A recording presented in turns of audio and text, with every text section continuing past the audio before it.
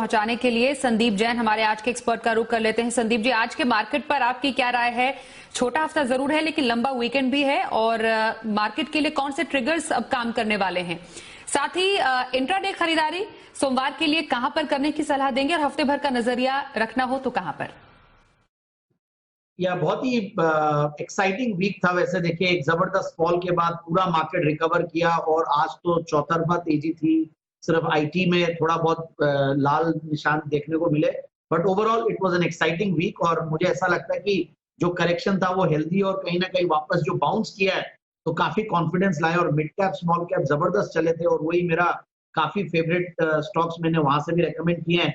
और last week भी जो स्टॉक्स मैंने रेकमेंड किया, मैं एक बार बताना चाहूंगा कि हनीवेल ऑटोमेशन मैंने 32,903 के लेवल्स पे मैंने रेकमेंड किया था, और पिछले 5 दिनों में वो 38,200 के हाईज क्रॉस छू के आ गया। और मैंने टारगेट्स दिए थे 36,900 और 37,500 के।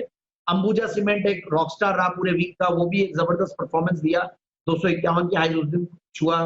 फॉसेको इंडिया लास्ट वीक कवर किया था, वो इंट्राडे के तौर पे वो 1420 का हाईज क्रॉस किया था। तो ओवरऑल इस वीक के लिए भी, नेक्स्ट वीक के लिए भी मुझे लगता है कि बाइंग करके ही चलना चाहिए। और डाबर इंडिया मैंने इंट्राडे एफएनओ पिक के तौर पे मैं लाया हूं, 514 के लगभग भाव क्लोज हुए थे, 525 530 का टारगेट, 509 का स्टॉप लॉस। और इंट्राडे कैश मार्केट के तौर पे जो पिक लाया हूं वो है टीटीके प्रेस्टीज। जिस तरीके से आज देखिए सिंफनी और वर्लपूल चले हैं, मुझे लगता है कि कंज्यूमर ड्यूरेबल्स और ये जो डिस्क्रिशनरी कंजम्पशन वाले आइटम्स हैं, जो कंपनीज है, ये लोग अच्छा करेंगे। और बहुत लंबा कंसोलिडेशन हुआ है इनमें, और जिस तरीके की रूरल डिमांड देखने को मिल रही है, और मुझे लगता है कि ये स्टॉक्स में सेफ्टी भी है। तो 5990 के लगभग सीएमपी था, 5910 का स्टॉप लॉस लगाए, 6230 6270 का टारगेट्स। और पोजिशनल पिक के तौर पे अगेन मुझे लगता है कि एग्री थीम इंडिया में काफी चलेगी, रूरल थीम, भारत थीम। तो रैलिस इंडिया फैंटास्टिक लेवल्स पे है, ऊपर से करेक्ट किया हुआ है, अच्छे लेवल्स में है। टाटा ग्रुप की कंपनी है, 275 के लगभग सीएमपी है, 310 का टारगेट और 259 का स्टॉप लॉस लगा है पोजिशनल पिक के तौर पर। तो इंट्राडे दो पिक संदीप जैन की तरफ से, एक तो डाबर इंडिया में खरीदारी की सलाह वो दे रहे हैं, वहीं टीटी के प्रेस्टीज में एक दिन का नजरिया, वहीं रैलिस इंडिया में हफ्ते भर की खरीदारी का रिकमेंडेशन संदीप जी ने देने के लिए क्विक सजेशन संदीप जी आपसे लेते हैं एयरटेल पर, और इनफैक्ट टेलीकॉम सेक्टर में कोई पसंदीदा स्टॉक है आपका? नहीं, भारतीय एयरटेल ही है। और मैंने भी और हमारे पैनल के दिग्गज एनालिस्ट सब ने ही भारतीय एयरटेल को बहुत निचले स्तरों पर रेकमेंड किया, और मैंने भी 400 रुपए के लेवल से रेकमेंड कर रहा हूँ बहुत बड़ी करेक्शन के बाद। और देखिए, बहुत ही एनकरेजिंग फिगर है कि अक्टूबर के नंबर्स भारतीय एयरटेल के लिए, और एक तरीके से आइडिया के नेगेटिव नंबर्स थे और भारतीय के सबसे ज्यादा अच्छे नंबर्स थे। और जियो तो ऑलरेडी काफी हद तक प्राइस में डिस्काउंटेड हो चुका है, रिलायंस ऑलरेडी बहुत बड़ा परफॉर्मर है। सो भारतीय एयरटेल ओवरऑल टेक्निकली भी स्ट्रांग है, फंडामेंटली भी स्ट्रांग है। फिर आगे आने वाले दिनों में 5G को लेकर भी पूरा माहौल बना रहेगा। सो overall I am quite bullish, and मुझे लगता है कि बायो डिक्लाइंस की रणनीति भारतीय एयरटेल पे बनाएगी। संदीप जी, ऑरबिंदो फार्मा क्या व्यू रखा जाए? जी बिल्कुल, आई लाइक द कंपनी, और मैंने इसी शो में निचले स्तरों पे भी रेकमेंड किया हुआ है। और फार्मा स्टॉक्स में काफी स्टॉक्स रेकमेंड किए, सेक्टर बहुत फेवरेट है मेरा। और Aurobindo pharma is one of the biggest pharma companies, and valuations अभी भी सस्ते हैं, डेट्स को ये लोग रिड्यूस कर रहे हैं, क्षमता विस्तार भी कर रहे हैं। तो ओवरऑल जो वैक्सीन वाली न्यूज भी, वो भी काफी इनफैक्ट फेवरेबल न्यूज है कंपनी के लिए। सो जिन्होंने ले रखा है वो बिल्कुल होल्ड करें, और जिनको लेना है वो बाय ऑन डिक्लाइंस की रणनीति अपनाएं और स्टैगर्ड वे में खरीदने की कोशिश करें। तो जिनके पास है औरबिंदो फार्मा, उन्हें होल्ड करने की सलाह हमारे एक्सपर्ट यहाँ पर हम आपसे समझना चाहेंगे संदीप जी की लंबी अवधि की खरीदारी अगर किसी को करनी हो तो कहां पर व्यू रखने की सलाह देंगे आप?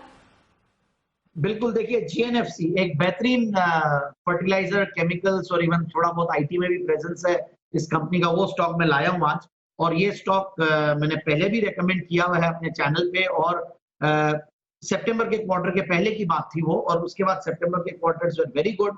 एंड अब ऐसा लगता है कि जिस तरीके से ऊपर के लेवल से करेक्ट हुआ, थोड़े बहुत स्टॉक्स मिड कैप्स वगैरह सब करेक्ट हुए थे, अभी जो करेक्शन आया था, एक फॉल आया था, तो उसकी वजह से और भी अपॉर्चुनिटीज और बेहतर हो गई है।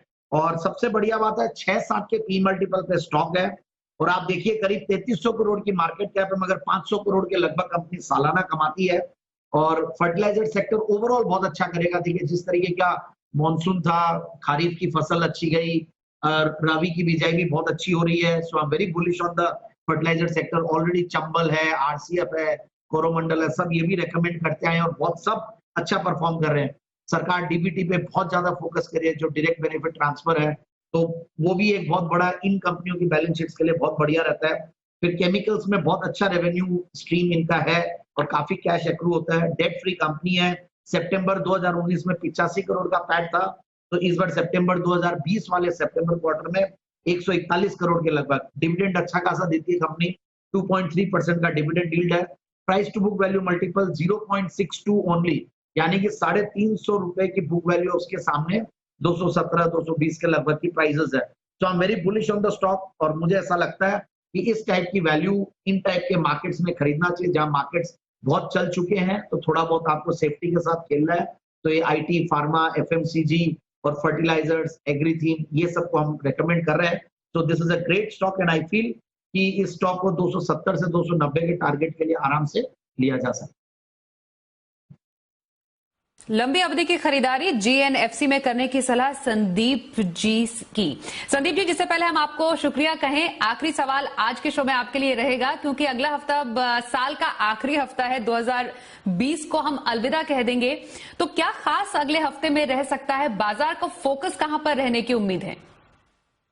नहीं, बिल्कुल देखिए बहुत ही एक्साइटिंग वीक रहने वाला है और ये तो कर्टन वीक था। नेक्स्ट वीक हालांकि देखिए थोड़ा जैसा अनिल जी ने कहा कि नेक्स्ट वीक में थोड़ा हॉलिडे मूड भी आ जाता है, थोड़ी बहुत स्पिन ट्रेडिंग होती है, बट फिर भी मैं यही कहूंगा कि ओवरऑल जो थीम पे हम चल रहे हैं, मुझे लगता है कि जिस तरीके से फर्टिलाइजर स्टॉक्स बंद हुए आज, जिस तरीके से आईटी है, फार्मा है, आईटी थोड़ा सा जरूर से करेक्शन है बट बायबैक है टीसीएस का, और so overall I am quite bullish on these defensive sectors and agri theme. And मुझे ऐसा लगता है कि बिल्कुल इन स्टॉक्स में काम करना चाहिए और कहीं ना कहीं बाइंग करें और बाय ऑन डिक्लाइंस की रणनीति ही अपनानी चाहिए। And markets are very resilient और मुझे ऐसा लगता है कि आने वाला साल भी अच्छा ही जाए और वैल्यू और क्वालिटी के साथ रहें, बिल्कुल पैसा बनेगा। जी बिजनेस पे जो हम रेकमेंड करते हैं, बहुत रिसर्च के साथ लाते हैं, आज भी जो स्टॉक्स लाए हैं और ओवरऑल मेरे साथ मेरे सारे पैनल मेंबर्स सब लोग बहुत रेकमेंड करते हैं अच्छे stocks. So follow Z Business and you will make money in the new year also. And happy Christmas and happy New Year in advance. Thank you so much. आपको भी बहुत बहुत शुभकामनाएं।